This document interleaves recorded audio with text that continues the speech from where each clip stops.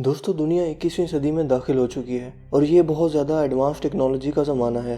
मगर इस तमाम तर डेवलपमेंट के बावजूद दुनिया में बढ़ती भूख, अफलास, बेरोज़गारी और आलमी जंगी हालात इस बात की तरफ इशारा करते हैं कि क्या ये सब अफरा तफरी कुदरती तौर पर है या इन सब हालात को दुनिया के किसी मखसूस हिस्से से कंट्रोल किया जा रहा है। दोस्तों दुनिया में मुट्ठी भर लोगों की ऐसी खुफिया तंजीम मौजूद है जो हर ज़माने में दुनिया के हालात को कंट्रोल करती आई हैं, क्योंकि इस खुफिया तंजीम के पास दुनिया के तमाम वसाइल, बैंक, मीडिया हाउसेस समेत दुनिया के तमाम माली वसाइल हैं और ये खुफिया तंजीम इन वसाइल को अपने मकासद के हसूल के लिए इस्तेमाल करती है। इस खुफिया तंजीम को फ्री मेसन कहा जाता है। फ्री मेसन कौन है, इस तंजीम को कब और क्यों बनाया गया, इन सब बातों के जवाब जानेंगे आज की हमारी इस वीडियो में। दोस्तों फ्री मेसन के लफ्ज़ी मायने हैं आज़ाद मोमार। मोमार किसी भी चीज़ को तामीर करने वाले शख्स को कहा जाता है। इस सीक्रेट सोसाइटी का दावा है कि ये लोग दुनिया की तामीर के लिए और मस्बत रवैयों के फ़रोग के लिए काम कर रहे हैं। मसलन human rights, women empowerment, health for all, education for all और दूसरे स्लोगन इस तंजीम के दिए हुए हैं। मगर दर हकीकत इस सीक्रेट सोसाइटी का इन बातों से दूर दूर तक कोई ताल्लुक़ नहीं। ये बातें महज धोखा हैं और दुनिया को बेवकूफ़ बनाने की साजिश है ताकि इस धोखे के पर्दे में रहकर ये अपने खुफिया मकासद को जारी रख सकें। ये लोग दुनिया के तमाम बड़े बड़े ओहदों पर मौजूद हैं और अपने आप को दुनिया के सबसे ज़हीन तरीन इंसान तस्वुर करते हैं। पहले ये लोग खुफिया तरीके से काम किया करते थे, मगर अब इन्होंने अपनी तालीमात को खुलम खुला दुनिया के सामने पेश कर दिया है और दुनिया में जगह जगह फ्री मेसनरी स्कूल कायम हो चुके हैं जहाँ इनकी तालीमात को पढ़ाया और दूसरे लोगों तक पहुँचाया जा रहा है। इस सीक्रेट सोसाइटी के ज़्यादातर लोग दुनिया के अमीर तरीन अफराद हैं। इसके बावजूद ये लोग पूरी दुनिया में NGOs के तौर पर काम कर रहे हैं और वहाँ से इकट्ठी होने वाली खुफिया डोनेशन से अपने मकासद को जारी रखते हैं। इस तंजीम के डबल स्टैंडर्ड का अंदाज़ा इस बात से भी लगाया जा सकता है कि एक तरफ तो फ्री मेसन वुमेन एम्पावरमेंट की बात करते हैं, जबकि दूसरी तरफ किसी औरत को फ्री मेसन की महफिलों में दाखिले की इजाज़त नहीं। आमतौर पर यह समझा जाता है कि फ्री मेसन नामी ये तंजीम 1717 में इंग्लैंड में वजूद में आई, मगर ये अंदाज़ा बिल्कुल गलत है, क्योंकि अगर हम कदीम मिस्री तहजीब पर गौर करें तो इस तंजीम का नाम फ़िरौनों के नाम से जा मिलता है, जो कि आज से 4 से 5,000 साल पहले गुजरे हैं। लिहाजा इस तंजीम के मकासद में भी काफ़ी हद तक फ़िरौनियत की झलक नज़र आती है। इन लोगों ने नस्ल दर नस्ल इस खुफिया तंजीम की बुनियादों पर काम किया और इसे इतना मजबूत करके खड़ा कर दिया जहाँ ये आज कायम है, और इस तंजीम के पास दुनिया के तमाम वसाइल मौजूद हैं। दोस्तों फ्री मेसन नामी इस खुफिया तंजीम की शुरुआत आखिर कहाँ से हुई और इसका तारीखी पस मंज़र आखिर क्या है। अगर हमें इनके तारीखी पस मंज़र को जानना है तो सलेबी तारीख को पढ़ना पड़ेगा, क्योंकि यहीं पर इनका असल चेहरा पहली बार खुलकर सामने आया। दोस्तों 1035 में जब क्रिश्चियन पोप ने मुसलमानों के खिलाफ जंगों का आगाज़ किया, जिसे तारीख में सलेबी जंगें कहा जाता है, तो नाइट टेम्पलर नामी एक गिरोह ने इन जंगों में बढ़ चढ़ कर हिस्सा लिया, जिनका मकसद यरूशलेम को मुसलमानों से आज़ाद करवाना था। और इस तरह 1096 में यरूशलेम पर सलीबियों का कब्जा हो गया। इस खून खराबे को सरंजाम देने में वो लोग सबसे आगे थे जो क्रिश्चियन आर्मी से अलग थलग होकर रहते थे, और इस खून खराबे को सरंजाम देने में ये नाइट टेम्पलर नामी गिरोह ईसाइयों की फौज के साथ सफ़े अव्वल में शामिल थे। ये लोग अपने आप को ईसाई जाहिर करते थे, मगर दर हकीकत ये लोग बनी इसराइल थे, और ये वही लोग थे जिन्होंने झूठ और साजिश के ज़रिए मुसलमानों और ईसाइयों में फसाद फैलाया था। दोस्तों इस ज़माने में इन यहूदियों की फ़ौज नाइट टेम्पलर के नाम से मशहूर थी, मगर मुसलमानों से जंगों के बाद जब ये लोग अपना राह सा दम खम खोने लगे तो अपने वजूद को बरकरार रखने के लिए साजिश करते हुए इन्हीं ईसाइयों में शामिल हो गए, ताकि इन ईसाइयों की ताकत को इस्तेमाल करके इन्हें मुसलमानों से लड़वाया जाए, और जब ईसाई ये जंग जीत जाएंगे तब ये नाइट टेम्पलर नामी यहूदी अपने आप की असलियत को जाहिर करेंगे और तमाम वसाइल पर कब्जा कर लेंगे। लिहाजा इसी मनसूबा के तहत इन नाइट टेम्पलर्स ने सलेबी जंगों में ईसाइयों के साथ बढ़ चढ़ कर हिस्सा लिया। जब यरूशलेम पर ईसाइयों का कब्जा हो गया तो इन यहूदियों ने मस्जिद अक्सा और टेम्पल ऑफ सलमोन पर भी कब्जा कर लिया और आहिस्ता आहिस्ता अपने यहूदियों वाले असली बेस में वापस आ गए। लिहाजा कुछ अरसे के बाद ईसाइयों को इन नाइट टेम्पलर्स के यहूदी होने का यकीन हो गया। दोस्तों ईसाइयों के ईमान के मुताबिक ये यहूदी ही थे जिन्होंने नाउज़ुबिल्लाह हज़रत ईसा अलैहिस्सलाम को सूली पर लटकाया था। लिहाजा ईसाई यहूदियों को अपना मजहबी दुश्मन मानते थे। साल 1314 में क्रिश्चियन पॉप के हुक्म पर नाइट टेम्पलर के सरबराह को फांसी दे दी गई और बाकी नाइट टेम्पलर्स को भी मारना शुरू कर दिया गया। लिहाजा ये नाइट टेम्पलर नामी यहूदी यरूशलेम से फरार होकर स्कॉटलैंड चले गए।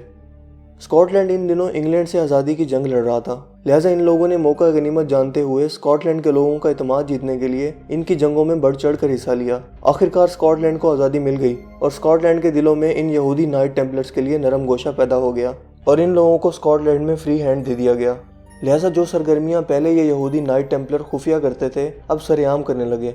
جب اسکاٹ لینڈ اور انگلینڈ کو ملا کر یونائٹڈ کنگڈم بنائی گئی تو ان یہودیوں کا اثر و رسوخ اسکاٹ لینڈ سے بڑھ کر پورے انگلینڈ تک جا پہنچا۔ یونائٹڈ کنگڈم کے یہی وہ یہودی نائٹ ٹیمپلر ہیں جنہوں نے اپنے ماضی کے خون خرابے اور برے کرتوتوں پر پردہ ڈالنے کے لیے سال 1717 میں اپنا نام بدل کر فری میسن رکھ لیا۔ دوستو، یونائٹڈ کنگڈم کے انہی یہودی فری میسنز نے امریکہ کی آزادی میں بھی اہم کردار ادا کیا۔ امریکہ کے آج جتنے بھی فاؤنڈنگ فادر ہیں جنہوں نے امریکی ریاست کا قیام کیا، جن میں جارج واشنگٹن، بینجامن فرینکلن، یہ دونوں امریکہ کے فاؤنڈنگ فادر تھے اور دونوں فری میسنز تھے۔ 18ویں صدی کے آخر میں جب امریکہ جنگ آزادی کے لیے لڑ رہا تھا تو اس وقت فری میسنز نے تمام پالیسیاں طے کر لی تھی، جس کے اندر تمام وہ پہلو شامل کیے گئے تھے جس سے اس بات کی مہر لگ گئی کہ آئندہ آنے والا امریکہ فری میسنز کے کنٹرول میں ہوگا۔ لہٰذا پوری 19ویں صدی میں یہ فری میسنز کوشش کرتے رہے کہ وہ ایسا معاشی نظام یا بینکنگ سسٹم لائیں جس کے ذریعے وہ پورے امریکہ کو کنٹرول کر سکیں، اور جس امریکی صدر نے ان کے معاشی نظام کو روکنے کی مزاحمت کی، ان کو قتل کروا دیا گیا۔ ابراہیم لنکن اس کی اہم ترین مثال ہے۔ 20ویں صدی میں یہی اشر امریکی صدر کینیڈی کے ساتھ بھی ہوا۔ دوستوں، یونائٹڈ کنگڈم کے انہی یہودیوں نے ایک الگ ریاست یعنی اسرائیل کے قیام کے لیے بھی راہ ہموار کی، اور اسرائیل کے قیام کے بعد دنیا بھر کے یہودیوں کو اسرائیل میں لا کر آباد کیا۔ اب یہاں ایک اہم سوال دماغ میں آتا ہے کہ آخر فری میسنز کا دنیا کے وسائل پر قبضہ کیسے ہوا؟ در حقیقت یہ سب بینکنگ سسٹم کے ذریعے ممکن ہوا، کیونکہ دنیا کو کنٹرول کرنے کے لیے سب سے پہلے پوری دنیا کی اکانومی کو کنٹرول کرنا ضروری ہے۔ ہم سب جانتے ہیں کہ دنیا بھر میں اکانومی سونے اور چاندی کے سکوں پر چلتی تھی، اور ہر ملک کی سرکاری کرنسی سونے اور چاندی کے سکے ہی ہوا کرتے تھے۔ لہٰذا فری میسنز نے اس دولت کو کنٹرول کرنے کے لیے بینکنگ کا نظام متعارف کروایا اور سود کو عام کر دیا۔ لہٰذا پیپر کرنسی کو متعارف کروایا گیا، جس کے عوض سونے اور چاندی کے سکے بینک میں رکھوا کر کوئی بھی شخص اس کے بدلے کاغذ کے نوٹ حاصل کر سکتا تھا۔ لہٰذا جب لوگوں کو کاغذ کی یہ کرنسی سہولت کے طور پر محسوس ہوئی تو لوگوں نے سونے اور چاندی کے سکوں کو بینک میں رکھوا کر نوٹ لینا شروع کر دیے۔ اسی طرح انہی نوٹوں سے تجارت ہونے لگی اور لوگوں کا اعتماد ان کرنسی نوٹوں پر بڑھنے لگا۔ جب یہ نظام چلنے لگا تو فری میسنز نے چال چلتے ہوئے بنا کسی ریزرو کے نوٹ چھاپنا شروع کر دیے اور دوسری طرف اصل دولت اپنے قبضے میں کر لی، یعنی سونے اور چاندی۔ دوستو، بینکنگ نظام کے تحت جتنا سونا اور چاندی بینک میں موجود ہوتا ہے اسی ہی مالیت کے عوض بینک نوٹ چھاپ سکتا ہے، مگر یہاں پر ایسا نہیں کیا گیا۔ نوٹ چھاپنے والی مشینز بھی انہی فری میسنز کے پاس تھی، لہٰذا نوٹ چھاپ چھاپ کر یہ لوگ راتوں رات دنیا کے امیر ترین لوگ بن گئے۔ جب یہ بینکنگ نظام چلنے لگا تو ان فری میسنز نے مل کر ایک بڑا بینک یعنی federal reserve bank of America بنایا، اور یہی وہ بینک ہے جو امریکہ کی معیشت کو کنٹرول کرتا ہے، اور اسی طرح امریکہ کی معیشت کے ذریعے دنیا بھر کی معیشت کو اپنے زیر اثر رکھتا ہے۔ دوستو، ان باتوں کا ثبوت ڈالرز پر بھی دیکھا جا سکتا ہے۔ ڈالر بل پر احرام مصر کی موجودگی فری میسنز کے قبضے کو ظاہر کرتی ہے، کیونکہ امریکی ریاست کا دور دور تک مصر کی تہذیب سے کوئی واسطہ نہیں۔ Federal reserve bank of America کے علاوہ فری میسنز نے IMF اور ورلڈ بینک جیسے ادارے بھی بنائے جو دنیا بھر کے ملکوں کو سود پر قرضہ دیتے ہیں اور بدلے میں اپنی شرائط منواتے ہیں۔ کچھ یہی حال IMF کے ذریعے پاکستان کو قرضہ دے کر اس کی اکانومی کے ساتھ بھی کیا جا رہا ہے، لہٰذا پاکستان میں بھی انفلیشن ریٹ حدوں کو چھو رہا ہے، اور ان سب حالات کے پیچھے یہی ادارے اور ان کے فاؤنڈرز یعنی فری میسنز کا ہاتھ ہے۔ دوستو، انہی مالیاتی اداروں کے ذریعے دنیا بھر کے ملکوں کی معیشت کو بھی زیر اثر رکھا جاتا ہے۔ اور اب آتے ہیں فری میسنز نامی اس تنظیم کو بنانے کے مقاصد کی طرف، جو یقیناً آپ کو حیران کر دینے کے لیے کافی ہیں۔ فری میسنز نامی اس خفیہ تنظیم کے مقاصد میں شامل ہیں دنیا بھر میں ایک حکومت قائم کرنا اور اس کے ذریعے پوری دنیا کے ممالک کی حکومت کو کنٹرول کرنا، جو کہ ان تمام مالیاتی اداروں کے قیام کے بعد کچھ حد تک کامیاب نظر آتے ہیں۔ دنیا کے تمام وسائل پر قبضہ کرنا بھی ان فری میسنز کے مقاصد میں شامل ہے۔ اس کے علاوہ دنیا کی آبادی کو کم کرنا اور دنیا میں ون آئیڈ ہائی پاور کے لیے راہ ہموار کرنا، یعنی ایک آنکھ والے طاقتور شخص کی حکمرانی کے لیے تمام وسائل بروئے کار لانا۔ اسلامی اسکالرز کے مطابق یہ ایک آنکھ والا شخص دجال کو ظاہر کرتا ہے، اور فری میسنز اسے اپنا سپریم لیڈر مانتے ہیں، اور اس کی آمد کا انتظار یہ لوگ صدیوں سے کر رہے ہیں۔ فری میسنز کو پہچاننے کے لیے بہت سے خفیہ سمبلز اور لوگو بھی موجود ہیں، اور ان لوگوں کے لیے ان کے سمبلز بہت زیادہ اہمیت رکھتے ہیں، کیونکہ بقول ان کی تمام تعلیمات ان کے سمبلز پر ہی بیس کرتی ہیں۔ اور یہ سمبل زیادہ تر مشہور تکون یعنی کہ one eyed symbol British coat of arms کی صورت میں زیادہ دیکھے جا سکتے ہیں۔ مثلاً سگریٹ کی ڈبیوں، شراب اور مشروبات کی بوتلوں، میڈیا ہاؤسز، فوڈ چینز اور دوسری روزمرہ کی بہت سی چیزوں پر یہ سمبل دیکھے جا سکتے ہیں۔ اس کے علاوہ بہت سے مذاہب کی عبادت گاہوں پر بھی یہ لوگو دیکھے گئے ہیں۔ دوستو، میڈیا میں بھی بہت سے شو اور موویز عوام میں مقبول ہیں جو کہ فری میسنز کے لوگو اور ان کی تعلیمات کے ساتھ دکھائی جاتی ہیں، جن کے ذریعے عام لوگوں کی مائنڈ پروگرامنگ کی جاتی ہے اور ان کے سب کانشیس مائنڈ کو اپنے آنے والے مقاصد کے لیے تیار کیا جاتا ہے۔ مثال کے طور پر انڈیا کا مشہور شو بگ باس، اس شو میں ایک آنکھ کے سمبل کی موجودگی سے ظاہر ہوتا ہے کہ اس شو کے چلانے والے فری میسنز کے ہی ممبر ہیں۔ Free masons media houses, fashion industry, Hollywood industry, Bollywood industry, T V news channels, غرض کے ہر جگہ فری میسنز موجود ہیں اور دنیا کے تمام حالات دیکھ رہے ہیں اور انتظار کر رہے ہیں تو اپنے مسیح دجال کے آنے کا، کیونکہ ان کے مطابق جب یہ ہیکل سلیمانی کی تعمیر دوبارہ کریں گے تو ان کا مسیح دجال واپس آئے گا اور یہ ان کی قیادت میں پوری دنیا پر راج کریں گے۔